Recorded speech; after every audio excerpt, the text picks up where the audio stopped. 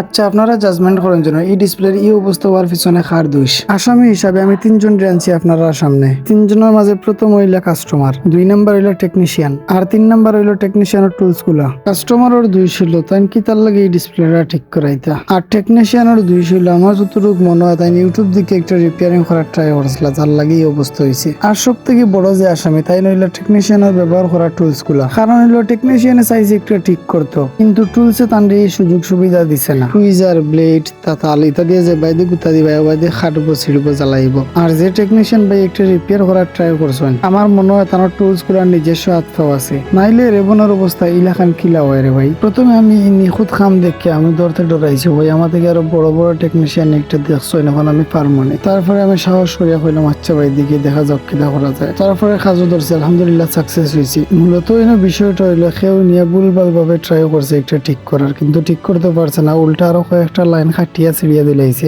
যাই হোক ফাইনালি আমি ডিসপ্লেটা ঠিক করতে পারছি। আমরা সবার উচিত আমরা যতটা জানি অতটা কাজ করার। যদি কোনো কাজ আমার আয়ত্তের বাইরে যায় কি তাইলে আমরা উচিত এই কামর লাগে যে এক্সপার্ট তার কাছে রেফার করা।